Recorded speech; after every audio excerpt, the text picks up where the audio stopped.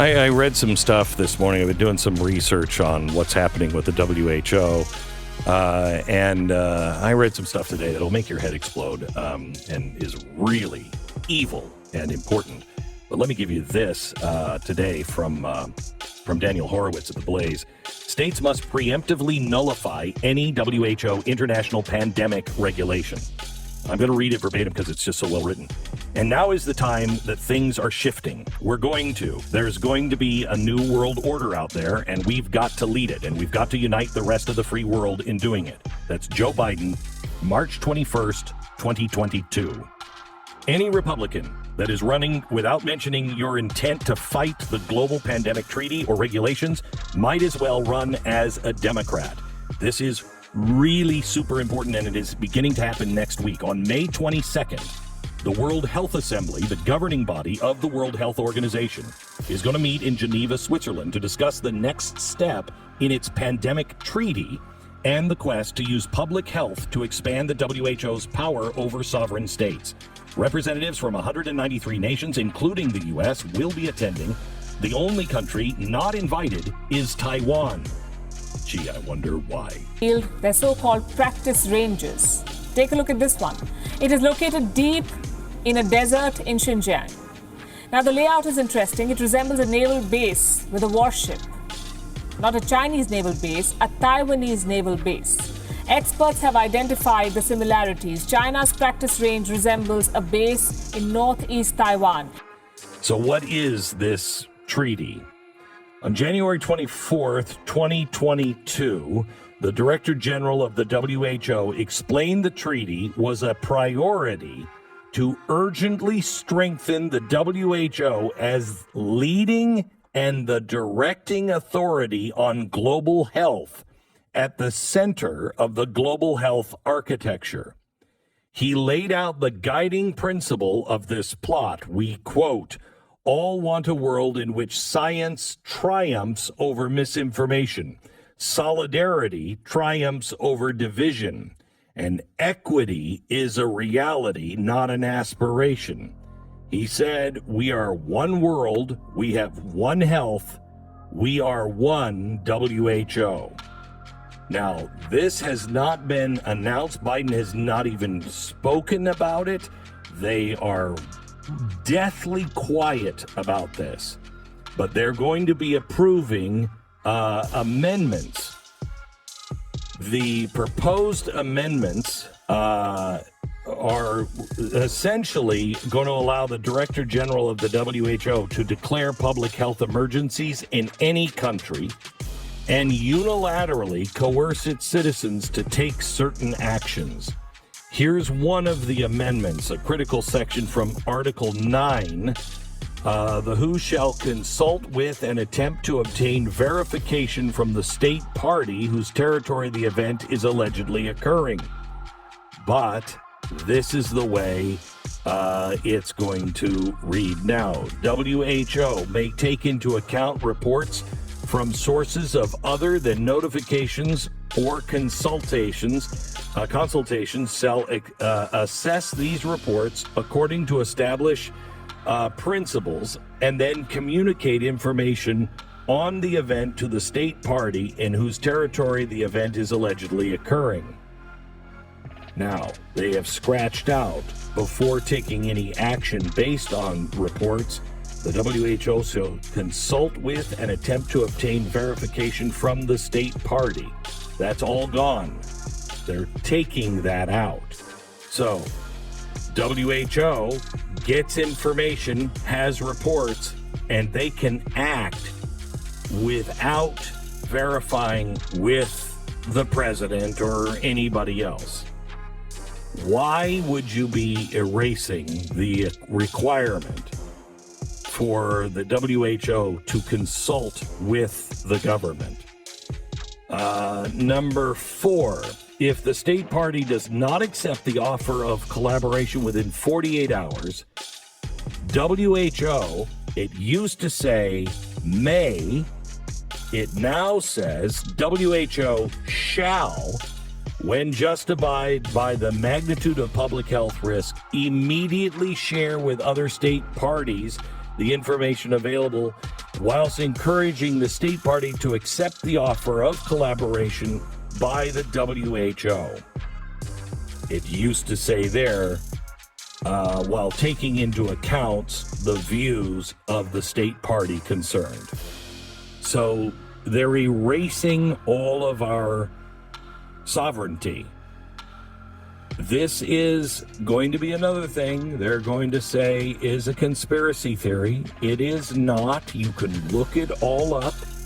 It is the World Health Agenda from the World Health Organization. They are meeting in Geneva on May 22nd, so that's next week. They are intentionally quiet on this because they know the power. Now, we also know what the WHO is. You remember when everybody was saying, we got to get out of the WHO? They're just a tool of China. Why would... So far, globally, you are so far above the population and the consumption levels which can be supported by this planet that I know in one way or another it's going to come back down. So I don't hope to avoid that. I hope that it can occur in a civil way, and I mean civil in a gas is up, rent special is up, way, food is up. Peaceful. Peace doesn't mean that everybody's happy, but it means that conflict isn't solved through violence, through force, but rather in other ways. And so that's what I hope for.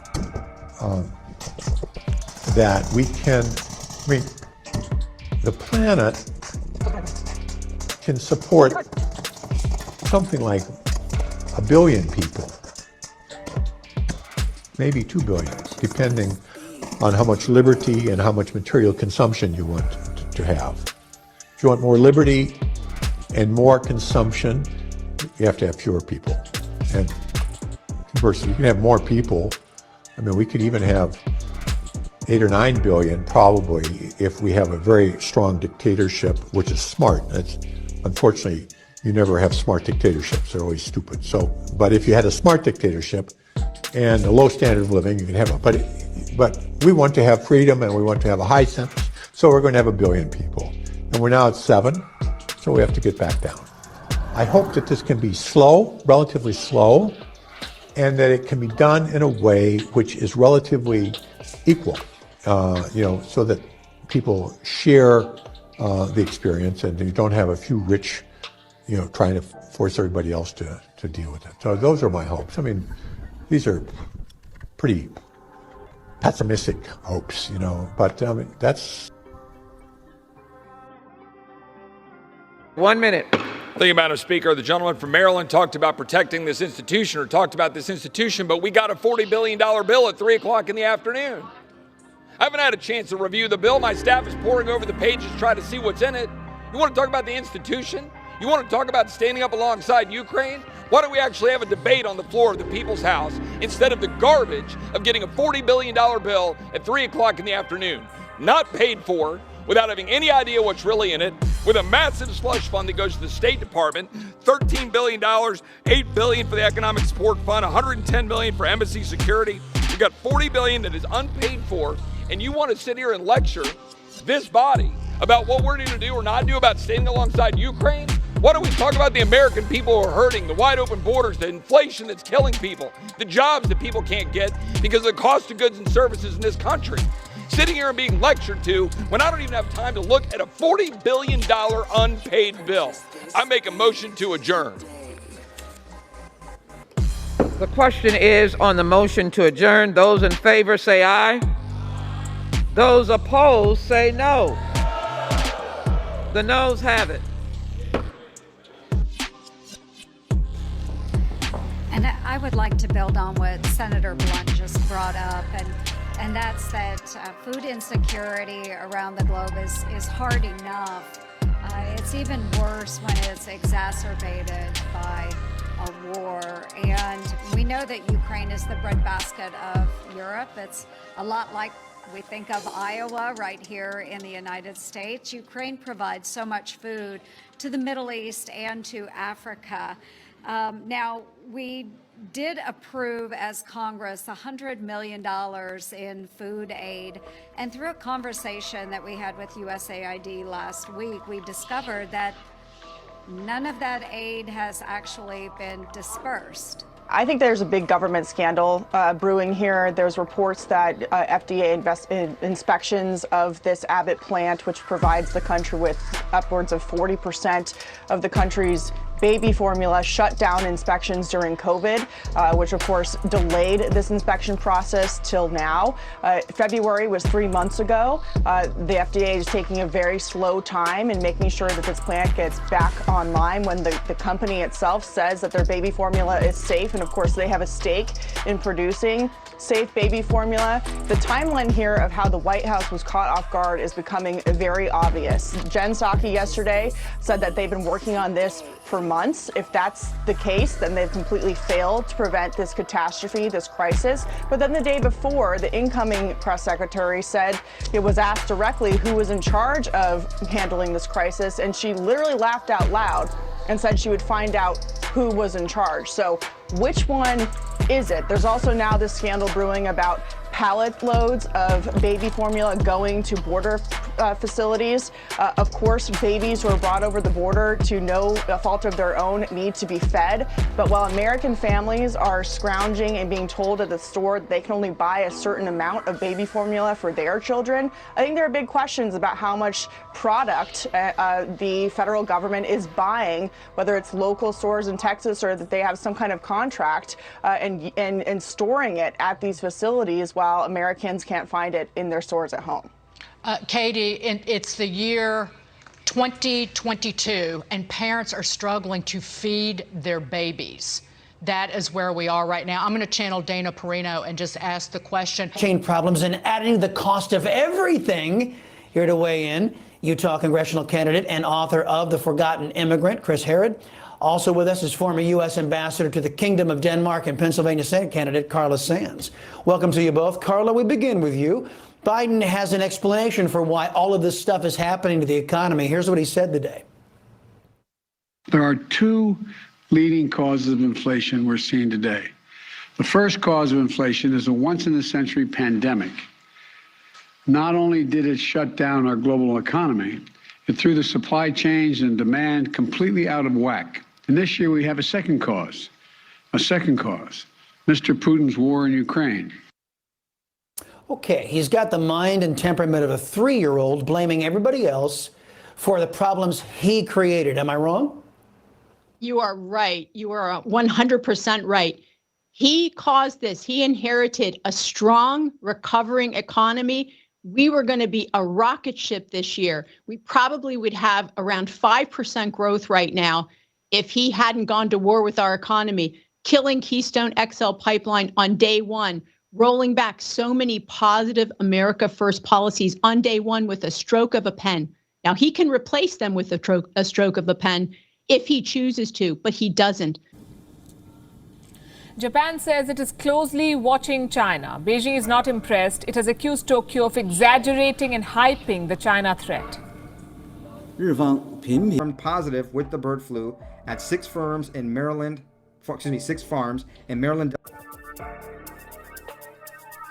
Many times you hear that the Food and Drug Administration recalled certain foods, but usually that's not the case. Only rarely does the FDA do a recall. If you're wondering if a food in your kitchen has been recalled, the FDA has a list on its website. If you're worried that you found out about a recall after you ate the food, don't panic. I've never done this before. Don't know how it works. Really have no idea how it works. I mean, how do you do this?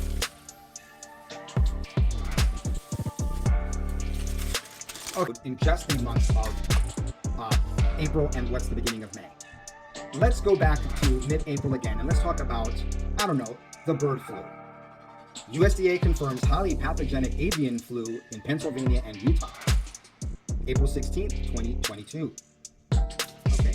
That's just nothing. Oh, how about this?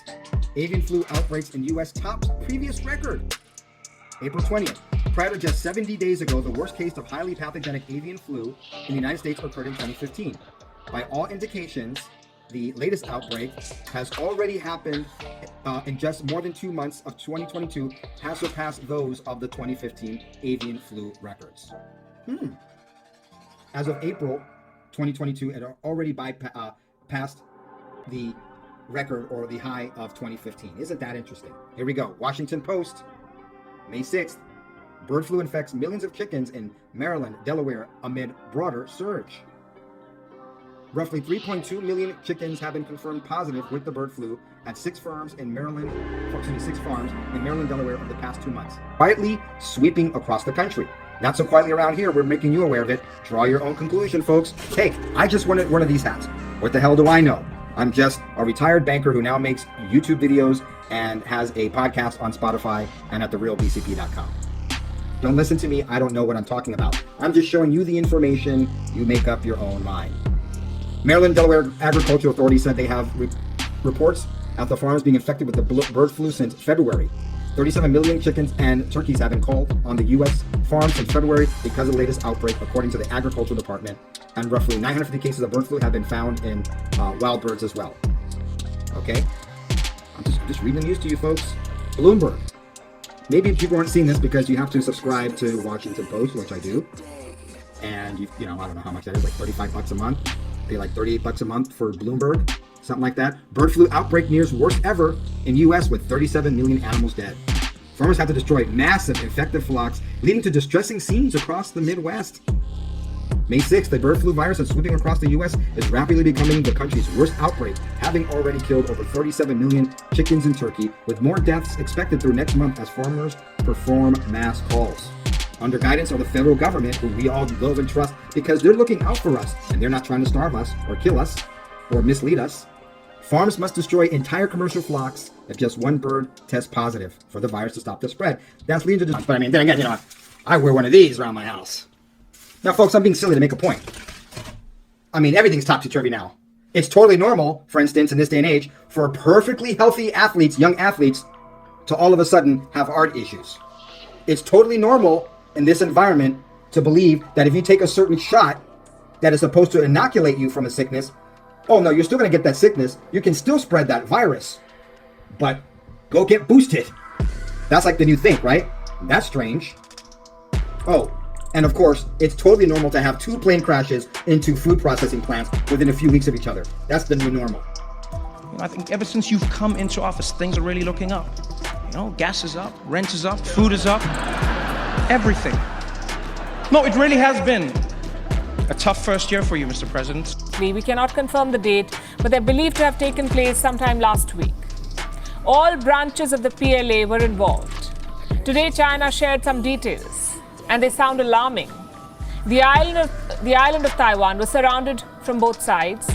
The Chinese Navy deployed a powerful aircraft carrier, plus a large number of warplanes and warships and conventional missiles. In other words, Taiwan was surrounded by the PLA, then they practiced maneuvers, the moves they could make during an invasion. And there's no doubt about the intention behind this exercise. The Chinese state media is spelling it out. Look at the Global Times. This is what it says. The PLA drill was a partial rehearsal of a possible reunification by force operation. The Chinese military practiced specific scenarios, like neutralizing Taiwan's military, like cutting the militaries of the US and Japan if they try to intervene. So they're preparing for all eventualities. Taiwan says China continues to pose a threat. Japan is sounding the alarm. It says Ukraine's plight could be replicated in East Asia. With regards to Taiwan, peace and stability in the Taiwan Strait is critical not only for Japan's security but also for the stability of international society.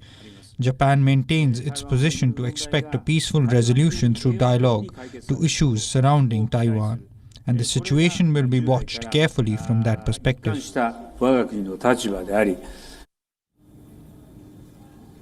that nothing should be ruled out. The risk of a Taiwan invasion cannot be ruled out. The Chinese military is preparing for war. These drills are a worrying sign. They could push our world towards another crisis. Evening, everyone, and welcome to The Next Revolution. We still don't know the motive behind today's church shooting in California, but the circumstances surrounding the Buffalo murders are becoming too clear, all too clear. Everyone who loves America not only hates what happened in Buffalo yesterday afternoon, but should want to understand the reasons why. Of course, in the end, the murders are the responsibility of the individual who committed them. The gun didn't do it, the internet didn't do it, cable news didn't do it, the murderer did it. But of course, there's much more to it than that.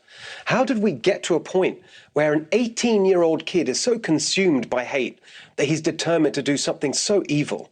That does require us to ask questions about what's going wrong in our society with technology, in our political discourse. And how did we end up with a system where even after being detained by police last year for threatening to carry out a school shooting, taken to a mental health facility and given a psychiatric evaluation, this twisted kid can buy a gun in the first place? If like this, when there were not just warning signs, but a gigantic Times Square-sized billboard screaming dangerous psychopath. Christopher Wray, Kathy Hochul, Letitia James, politicians and bureaucrats always so eager to pass the blame and demand new powers and resources and laws. Well, I hope the media takes the trouble to dig into the operation of the existing systems run by these people and hold them accountable. Of course, it's much less work for the media not to do that. Who wants to bother with all the boring details of the interplay between the FBI and local law enforcement and schools and mental health services when you can just blame right-wing extremism and white supremacy? This morning facing the State Department. That's right. According to internal State Department memos, the agency might have called off or intervened in investigation into possibly illegal and inappropriate behavior within its ranks, allegedly to protect jobs and avoid scandals. This concerns the time that Hillary Clinton was Secretary of State. We want to get right to NBC's chief White House correspondent Chuck Todd with the latest. Chuck, good morning to you. Good morning, Savannah. You know, there's an old saying in Washington that the cover-up is worse than the crime. But in this case, both parts of it are disturbing. Allegations of prostitution and pedophilia, and allegations that those crimes were somehow covered up or not looked into. So the State Department this morning is having to respond to those claims and those investigations of misconduct by State Department officials, including by an ambassador and security agents attached to then Secretary of State Hillary Clinton. And the allegations are that these investigations were whitewashed, quashed altogether, and that those orders came from high up. NBC News has obtained documents related to ongoing investigations into some disturbing allegations involving State Department personnel and at least one ambassador. A State Department memo says the ambassador, quote, routinely ditched his protective security detail in order to solicit sexual favors from both prostitutes and minor children. The memo also says a top State Department official directed department investigators to, quote, cease the investigation into the ambassador's conduct. It's just one of what another document describes as, quote, several examples of undue influence from top state officials. On Monday, a State Department spokesperson will not confirm specific investigations. I'm not going to talk about specific cases, but I can say broadly that the notion that we would not vigorously pursue criminal misconduct in any case is preposterous. A former investigator for the department's inspector general has complained to Congress and the media that the investigations have not been thorough because of the pressure from those high-level officials. We take every allegation of misconduct seriously and we look into it. It was less than 6 months ago that another major internal investigation painted Hillary Clinton's State Department in a negative light. That scathing report on the failed diplomatic security procedures in the aftermath of the Benghazi attack. What difference at this point does it make? It is our job to figure out what happened. As we noted, the whistleblower in this case, a member of the Inspector General investigative team at the State Department, she's gone to Congress demanding an investigation, and it's our understanding Congressman Ed Royce, the leading Republican in House Foreign Relations, says he does plan on having an investigation, and no doubt hearings are probably going to come soon as well, Savannah. But Chuck, where are we on this? Is at this point just allegations from one whistleblower? Have they been substantiated in any way?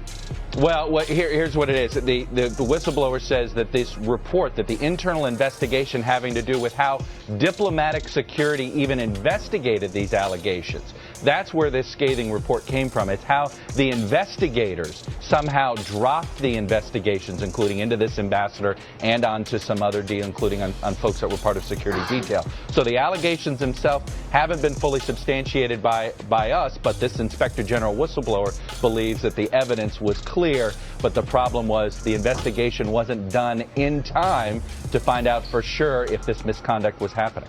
More to come on this for sure. Chuck Todd, thank you very much. And new mom Elise Stefanik called out the president on Twitter.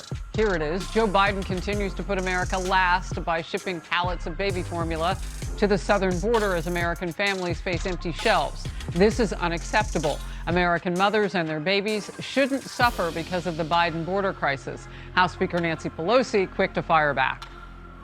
As usual, her statement is totally irresponsible. Babies are crying. We need to get them food. We must do something as quickly as possible, but as safely as possible, and use caution for these babies. But we have to move quickly to do that. And part of this is, again, the supply chain issue.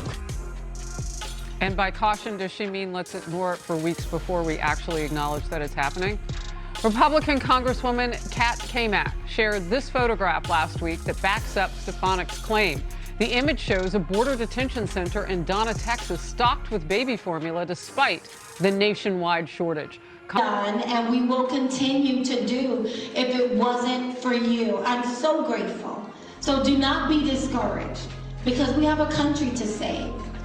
The left has shown us that they are not playing with us when they say they want to fundamentally change this country. And y'all saw the attacks, the last minute, they put in overtime to lie, to sow disinformation, to suppress my vote in order to steal the election away from me. They lied, and they did a lot of it. We know that. But listen, our country, I love this country. Do y'all know we are standing on the shoulders of giants in this nation? Both black and white. People who were born here, people who have come here and now call this country their home.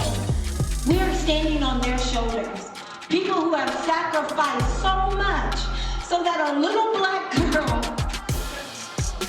who grew up below the bottom rung of an economic ladder could be able to stand here and say this is the greatest country that has ever existed.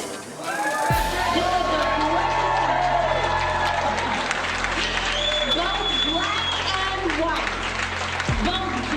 and white, we stand on their shoulders.